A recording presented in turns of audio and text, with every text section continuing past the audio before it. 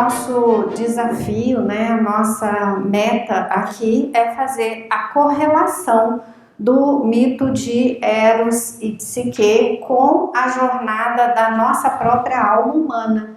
O que nós podemos aprender nesse mito que podemos levar para a nossa vida? E então começamos a nossa história, que é baseada na obra de Apuleio, do século II depois de Cristo, uma obra intitulada Metamorfoses. Conta a história que numa cidade havia um rei com suas 3 filhas, sendo que a mais nova dessas filhas chamava-se Psique. E era belíssima, maravilhosa, admirada por todos, quase cultuada como uma verdadeira Vênus, a deusa do amor, dentro da humanidade. E, logicamente, isso, segundo conta esse mito, não gerou uma satisfação muito grande em Vênus. E, inclusive, ela começou a ficar um pouco enciumada. Como assim? Uma mortal pode ser cultuada e tão bela e maravilhosa que todos estão se esquecendo de mim, porque os templos dedicados a Vênus estavam sendo deixados de lado. E Vênus considerava que sua beleza era ilícita. E assim, nessa primeira parte da história, nós já vemos um elemento importante. Quantas vezes a nossa psique, com as suas cores diversas, os seus desejos, os seus prazeres voltados para as coisas desse mundo, são tão sedutores, tão maravilhosos, tão variáveis, que realmente nós acabamos nos desligando um pouco daquilo que é duradouro e atemporal. E essa é a primeira parte, porque essa beleza de Psique, ela pertencia a esse mundo, mas esse mundo hoje existe, daqui a um tempo não existe mais. E, no entanto, as pessoas cultuavam esse tipo de beleza e a própria Psique se sentia uma verdadeira rainha. Mas, então, Vênus planeja uma vingança. A nossa Afrodite ou Vênus, ela chama o seu filho, o famoso Cupido. Esse que levava as suas flechas e fazia com que as pessoas se enamorassem umas das outras. E ela diz assim, olha, vai até Psique, faz com que ela se enamore daquele ser mais feio, mais cruel, para que ela tenha a maior das infelicidades. E ao mesmo tempo, enquanto isso acontecia no Olimpo, que era na Grécia esse mundo dos deuses, esse mundo do que é duradouro e eterno, na Terra o pai de Psique também consultava o oráculo. O que eu vou fazer com a minha filha? Porque todo mundo acha maravilhosa, mas ninguém pede minha filha em matrimônio. E ele recebe o conselho do oráculo. Olha, leva sua filha num determinado monte, vista-a para um casamento funerário, porque ela vai se unir a um ser bem feio e cruel. E assim foi feito. Ela foi vestida e no meio de tristezas e choros, ela é levada a esse monte para se unir a uma criatura desconhecida, mas com certeza cruel. E nesse meio tempo, Cupido, tendo ido até Psique, se enamora de Psique e não consegue cumprir o prometido à sua mãe. E eis que quem vai unir-se a Psique é exatamente o Cupido, mas tudo isso estava oculto e secreto. Assim, Psique é deixada nesse monte, tremendo de medo, em meio aos lamentos da sua família, e é dito então para para ela que, bom, cumpra seu destino de acordo com o oráculo. E assim a família vai embora. Psique é levada por Zéfiro, o vento, até um prado e ali ela adormece. Quando ela acorda, ela estava num prado maravilhoso, cheio de flores, perto de uma fonte de águas cristalinas e à vista, não muito longe, um castelo lindíssimo, maravilhoso. E assim ela vai até esse castelo. E estranho que o castelo não tinha portas, vigias. Ela podia entrar e sair. E ela começa a ouvir vozes. Pode entrar. Aqui é seu lugar, é seu castelo. Um castelo brilhante, cheio de ouro, pedras preciosas, lindo, maravilhoso, como uma obra divina. E Psique entra, a voz continua. Pode comer, tomar seu banho, fique à vontade que é a sua casa. E assim Psique faz. E nós vemos até esse ponto da história que também a nossa psique, diante daquilo que é desconhecido, que era o caso desse casamento, desse matrimônio misterioso, nós sentimos medo. E não importa o que vai acontecer, mas se for algo que eu desconheço, para mim é terrível. E esse desespero, e esse medo, e essa angústia que Psique vai sentir frente ao desconhecido é uma das primeiras provas que Psique vai enfrentar. Ela tem que largar a família, ela tem que começar um caminho completamente desconhecido, arriscando completamente toda a sua vida, todos os seus laços e iniciar uma nova época na sua vida. E nós sabemos que psicologicamente qualquer mudança para nós é muito difícil. Ainda mais se você não sabe absolutamente nada daquilo que você vai viver.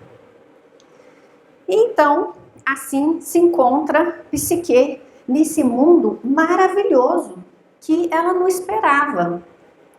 E é interessante porque ali ela vê reflexos naquela obra, naquele lugar, que era um mundo que nos seus sonhos, na sua imaginação, como um mundo divino. E assim ela desfruta desse palácio, participa da alimentação, mas ela não vê ninguém. Somente ouviu vozes, somente como se fosse uma espécie de sonho que Psique vivia. E passado esse momento do dia, à noite ela vai dormir, houve um ruído, e era exatamente o seu misterioso esposo que vinha para consumar esse matrimônio. E ao contrário de alguém feroz, agressivo, terrível, ela se une a um esposo que ela não consegue ver na escuridão, mas que era terno, respeitoso e que passa a noite com Psique. Amanheceu o dia e ela já não pôde mais vê-lo junto a ela. E assim passavam-se dias e noites. E certa vez esse esposo oculto diz a ela: você será tentada, provada, porque as suas irmãs vão lá naquele monte onde você foi deixada e vão chorar, lamentar-se, porque pensam que você morreu. E você não pode ceder à tentação de voltar e de novo estar com elas, e muito menos ainda ter a tentação de querer ver meu rosto. Esse momento do mito traz para nós uma reflexão importante. Quantas vezes nós estamos no momento atual, embora ele seja muito bom, nós temos um anseio, um aprisionamento, uma força meio espontânea, instintiva de querer voltar ao passado, aos nossos laços, aquilo que a gente já conhecia, as nossas dúvidas, os nossos medos vêm à tona outra vez e nós tendemos a voltar a esse passado. E Psique disse assim, não vou ouvir esses lamentos. Mas, de fato, os seus pais, as suas irmãs, estavam lá chorando como se fosse realmente ocorrido a morte de Psique, ou seja, estavam todos enlutados. E passam-se os dias novamente e novamente Cupido diz, olha que vai acontecer outra vez, elas vão querer que você volte e esteja com elas. E Psique começa a sentir essa angústia, esse sofrimento também. Não, mas eu quero estar com minhas irmãs, eu sinto falta delas, eu quero ver minha família. E Cupido concorda, desde que ela não tocasse nesse assunto, que era o tal do esposo desconhecido, que jamais ela tinha visto seu rosto. E assim foi, o vento trouxe suas irmãs, ela pôde mostrar um palácio lindo e maravilhoso, ela pôde dar presentes para suas irmãs e dizer a elas que ela estava muito bem, sim, que não havia sido agredida, não tinha morrido, que seu esposo era maravilhoso. Mas as irmãs ficaram, mas cadê ele? Onde está esse seu esposo tão maravilhoso? Não, ele teve que realizar algo, uma tarefa, não pôde estar aqui. As irmãs ficaram um pouco, em primeiro lugar, invejosas. Porque também a nossa psique tem esse quê de invejinha, que é quando realmente a gente às vezes não é capaz de ver o sucesso do outro, a alegria do outro, como a nossa própria felicidade. E elas foram embora dizendo, estranho, esse marido tão maravilhoso assim, e a gente não viu nada, será verdade? Não vamos contar para ninguém que Psique está nesse lindo palácio maravilhoso, feliz da vida, vamos continuar de luto. Nem para os nossos pais nós vamos contar. E foram embora. E fizeram novamente esse plano de lamentar e chamar Psique outra vez para que ela então voltasse e elas diriam a ela exatamente aquelas palavras do oráculo. Olha, você está unido a uma criatura horrorosa. E além do mais, para piorar a situação, Psique estava grávida. E elas planejaram muito bem. Disseram assim, bom, nós vamos dizer para ela que esse monstro com o qual ela se uniu, ele vai devorá-la e essa criança quando nascer. Voltam elas lá para a casa, para o palácio de Psique e colocam a dúvida. Elas plantam essa semente na psique,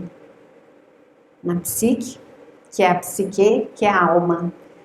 E é exatamente esse momento em que nós, não tendo a capacidade de ter algo palpável, visível, que a gente pode captar através das coisas mais concretas, dos nossos sentidos, nós não confiamos na nossa intuição.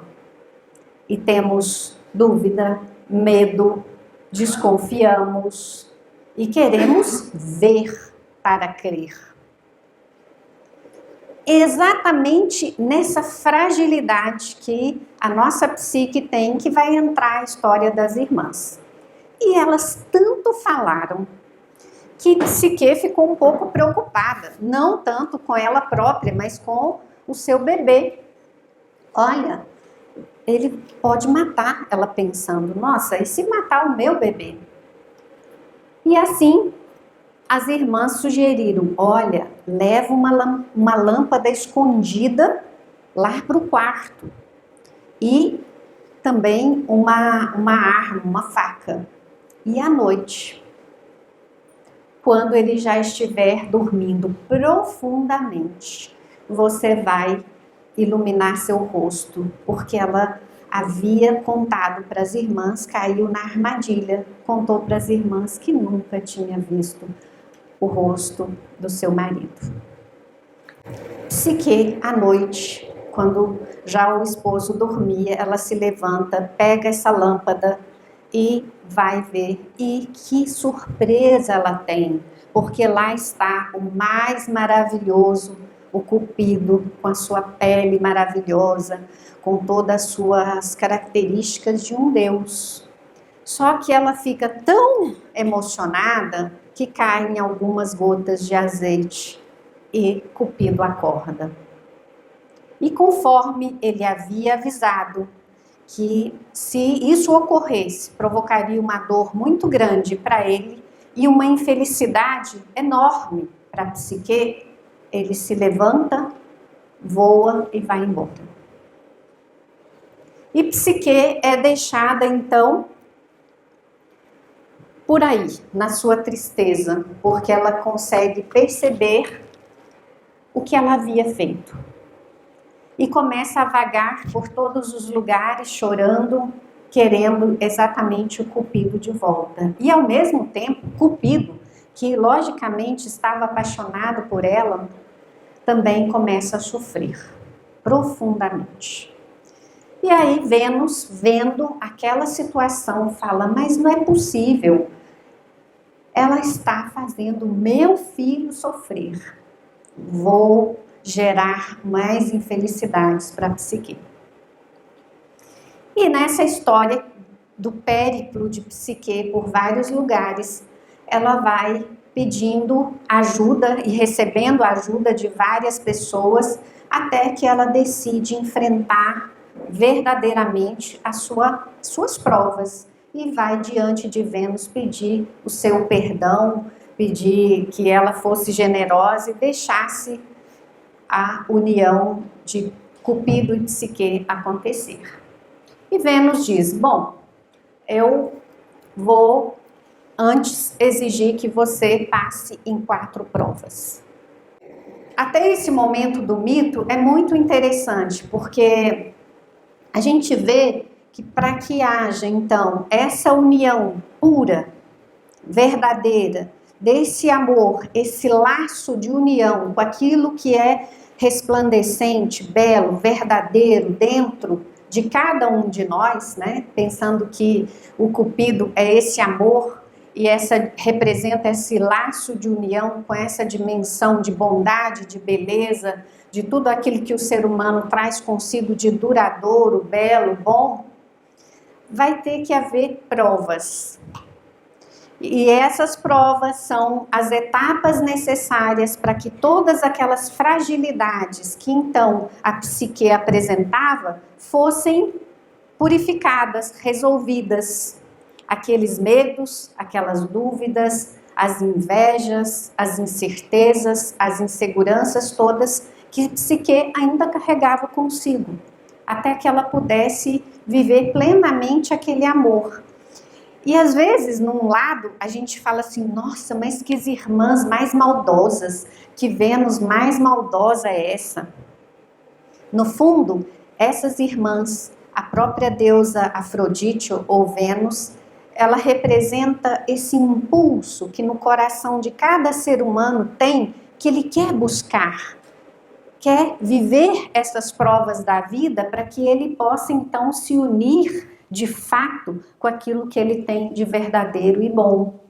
Então essas pequenas provas vão ser, na verdade, a chave evolutiva do ser humano. E a gente vai poder seguir um caminho, um dharma, uma lei da vida que possa nos levar passo a passo naquela direção que já existia no fundo, lá no coração humano. Porque se vocês prestarem atenção, Psique já pressente esse mundo divino dentro de si quando ela entra em contato com seu esposo sem vê-lo. sem absolutamente ter nenhuma prova material, sem ter nenhum elemento que pudesse dizer a ela que aquilo era maravilhoso. Ela já pressentia que existia algo que era bom, belo, verdadeiro dentro de si mesma. Só que na vida nós precisamos vir a compreender isso de maneira consciente. E esse é o simbolismo de que ela quer levar aquela lampadinha, ela quer ver a face do amor. Ela quer entregar-se mais conscientemente aquilo que representa para ela o mais elevado e o mais belo.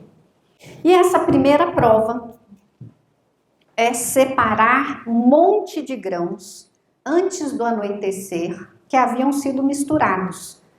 Inclusive, esse tema é repetido em muitas histórias, até histórias infantis e outros mitos. E Psique se vê dentro de uma tarefa humanamente impossível, porque como é que eu vou separar todos os grãos, se tinha 6, 7, 8 grãos lá misturados, minúsculos, um monte deles, e eu tenho que dar conta de separar tudo isso até o final do dia. E aí vem as formigas para ajudar Psique. Também um tema recorrente em muitos mitos, que é quando você segue um caminho onde você deve estar, a natureza vai te ajudar.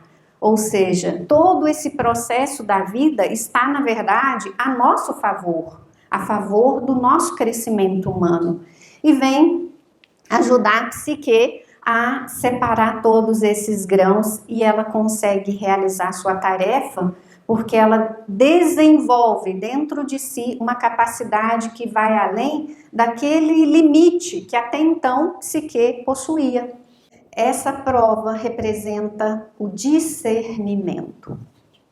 Nós temos que aprender, então, quando se fala em separar grãos, aprender a discernir, a diferenciar, a separar o falso do verdadeiro, a separar aquilo que é duradouro do que é fugaz, separar exatamente aquelas realidades que nós queremos alcançar, que representam referenciais humanos daquilo que são falsos valores. É a prova de inteligência ou discernimento.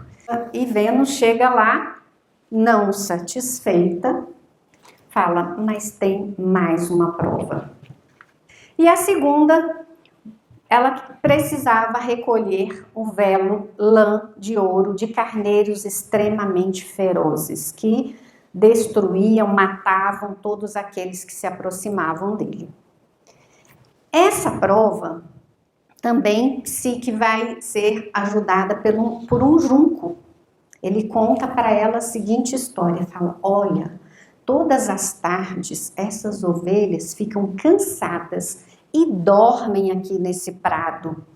E você vai poder ir silenciosamente retirar um pouco dessa lã de ouro e levar sem nenhum problema.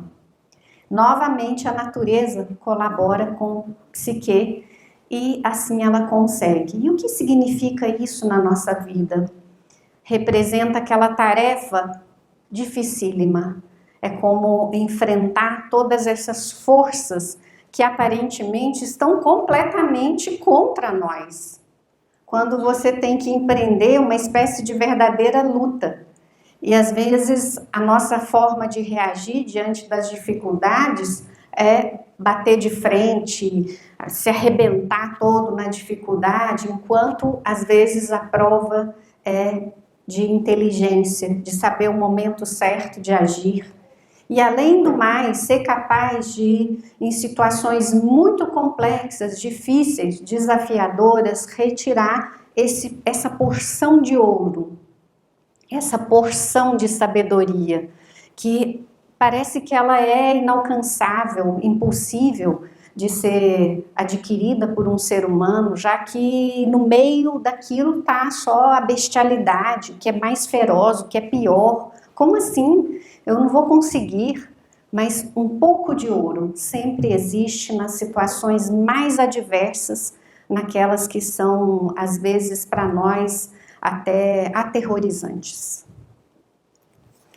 Feita essa prova, Vênus diz: não é suficiente ainda.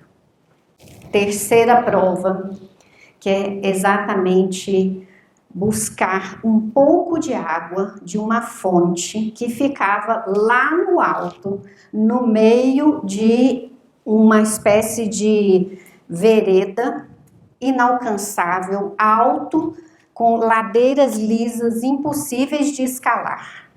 Impossível chegar lá. E lá era uma fonte que comunicava com os rios do inferno. Ou seja, era algo bem atemorizante. Uma fonte inalcançável, um pouquinho só de água que Vênus queria que Psique alcançasse. Novamente, ela recebe ajuda e quem vai ajudá-la? Quem vai ajudá-la é uma águia. Porque essa águia voa lá no alto com a vasilhinha dada por Psique, pega um pouquinho dessa água e traz de volta. O que significa isso? Essa fonte da vida, que exatamente comunicava com as profundezas da Terra e que teria que ser buscada através de um esforço impossível. Era impossível para um ser humano chegar lá. E essa águia é símbolo da vontade humana, dessa capacidade de superar os impossíveis. Aquilo que você olha e fala assim, impossível, nunca vou conseguir. Quantas vezes algumas das nossas provas, quando já passaram-se alguns anos e a gente pode olhar para trás e a gente fala assim, nossa, eu achava que era impossível isso, mas eu consegui.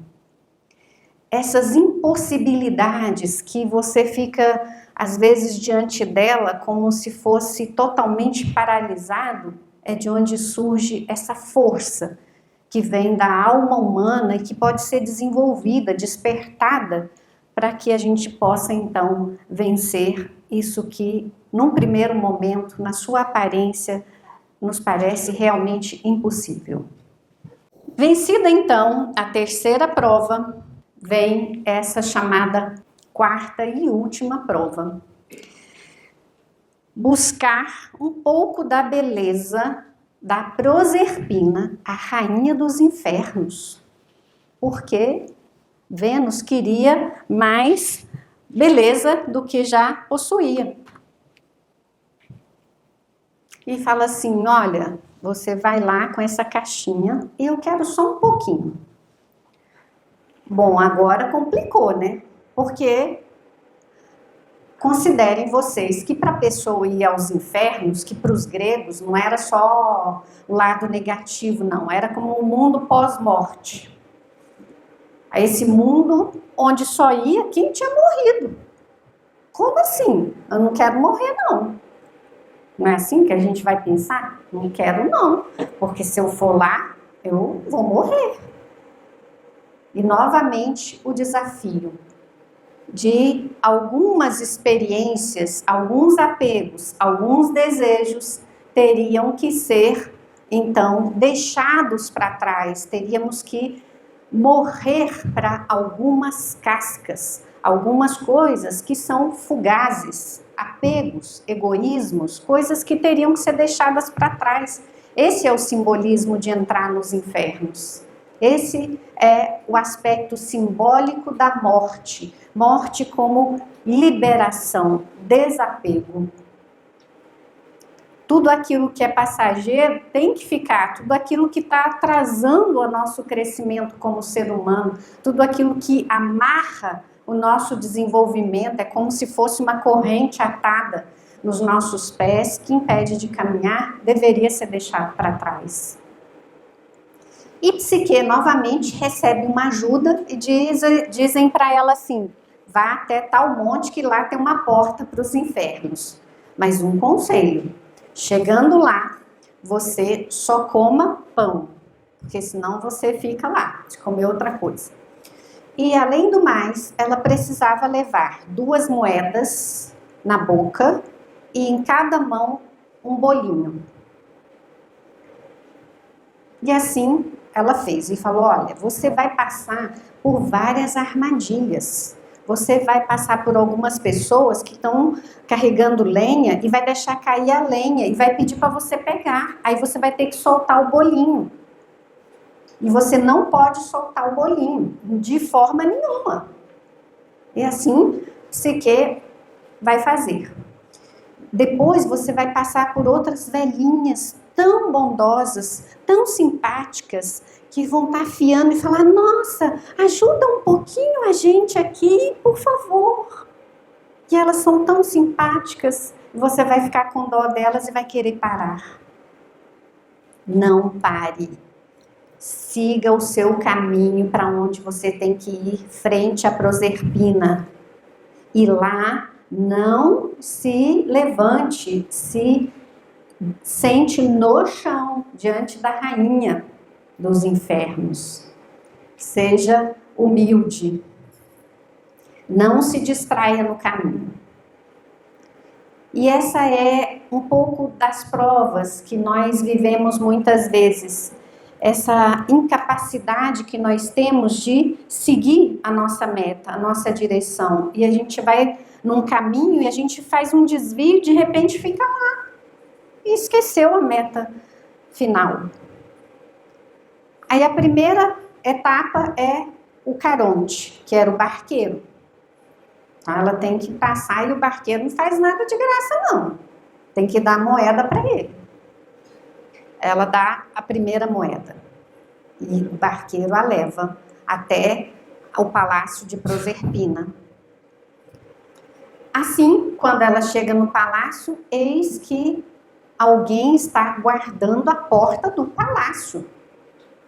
Cérbero, aquele cachorro horroroso, 3 cabeças, terrível. Mas ela dá um bolinho, o cachorro deixa passar. E chega até diante de Proserpina, pede um pouco da sua beleza, guarda na caixinha, tampa a caixinha. E havia tido um conselho também: não abra a caixinha, devolva exatamente fechada para Vênus. Aí ela pegou a caixinha fechada, saiu na porta para ela sair lá do palácio também, o cachorro no meio lá. Vai sair não, ela dá outro bolinho, pode sair agora. O barqueiro tinha que levá-la até a saída, ela dá a última moeda e então sai dos infernos, do Hades, que em grego quer dizer o mundo invisível. Esse mundo profundo e invisível, e é também numa chave dentro do nosso momento, assim, da nossa vida, é o nosso mundo inconsciente, o nosso mundo invisível, aquele que a gente não lida com ele constantemente, nosso mundo interior. E na trajetória, após sair dos infernos, antes de levar a caixinha a Vênus, bate aquela curiosidade. Mas eu também fiz tantas provas, eu sofri tanto, acho que eu podia pegar um pouquinho só dessa beleza, porque olha, né, uma beleza de Proserpina era invejável. E ela abre a caixinha e cai na armadilha. Uma vez que ela abre a caixinha, ela cai num sono profundo, parecido à morte. Ou seja, é a armadilha de ter que desfrutar. Para desfrutar desse mundo invisível, era preciso morrer, né? Ter um sono relacionado com a morte. Enquanto isso, Cupido, sabendo desse adormecimento de Psique, vai pedir a Zeus, o chefe: olha, eu preciso me unir a Psique. Não é possível mais essa separação, ela está lá, adormecida, já fez todas as provas, e Zeus concede então que Psique ganhe a imortalidade e seja uma esposa definitiva de Cupido e possa viver no Olimpo, que era esse mundo dos deuses. E assim, Cupido desperta Psique desse seu sono, ela recebe a ambrosia, que era o néctar da imortalidade, e pode viver então com Cupido para sempre. Ou seja, ela alcança essa dimensão, essa consciência da imortalidade. Agora sim, ela pode viver com Cupido vendo diretamente, simbolizando a capacidade que nós temos de poder tomar consciência desse mundo invisível, desse mundo eterno, atemporal, com o qual nós tomamos contato de uma maneira muito indireta. Porque soa para nós como sonhos longínquos, anseios muito distantes.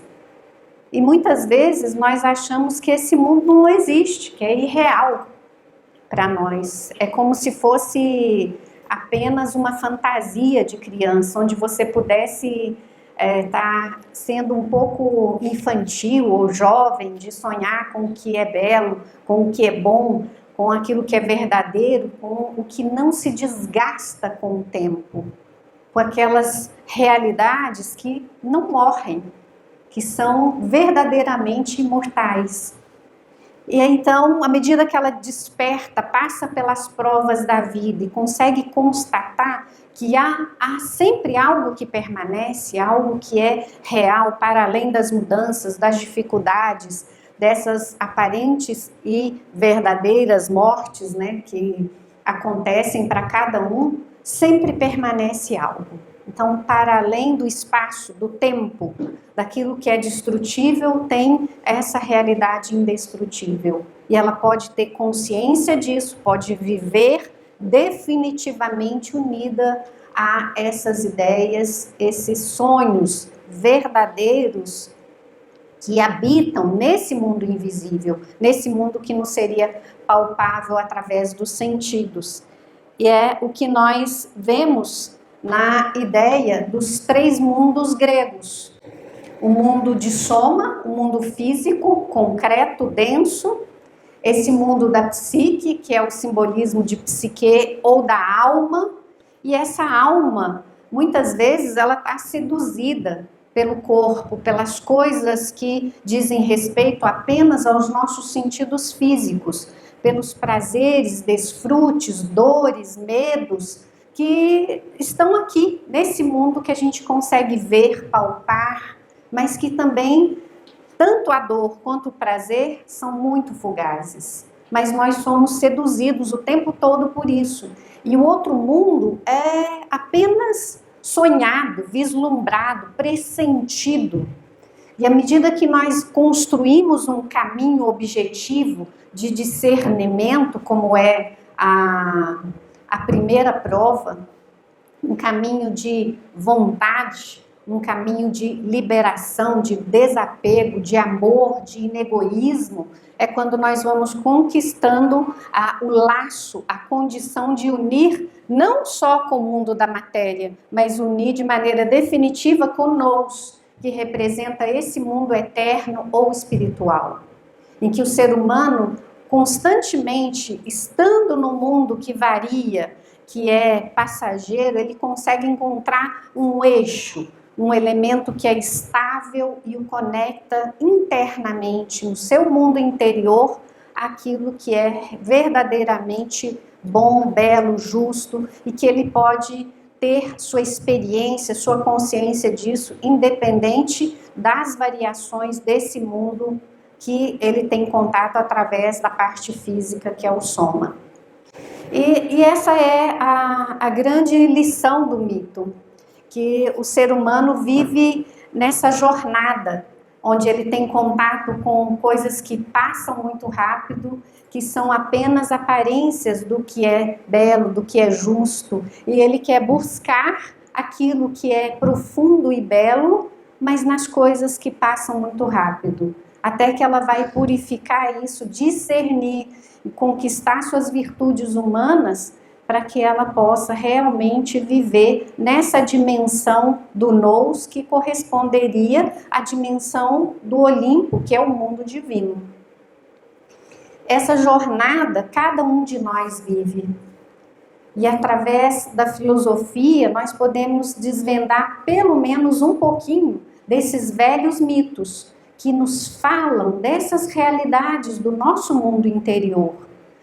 Essas realidades que nós não conseguimos, às vezes, expressar em conceitos, em palavras, racionalizar, mas que tocam profundamente o nosso sentimento, que nos fazem refletir, que despertam a nossa alma para esses sonhos que estavam como a psique, às vezes adormecidos. E acorda definitivamente para que a gente possa ver diretamente, face a face, com aquilo que é profundo e divino. Então, essa mensagem de um mito tão antigo pode ser tão válida no nosso momento atual. E esse trabalho de resgate da linguagem dos símbolos é fundamental para que o ser humano possa caminhar em direção à sabedoria. Em cada símbolo, em cada mito, nós conseguimos ver uma pedra sólida, com símbolos que, às vezes, para a nossa razão concreta, para o nosso raciocínio lógico, não dizem muito, mas para o coração humano dizem muita coisa. Nos contam velhas histórias, mas que podem ser vividas aqui e agora. Agradeço vocês a presença.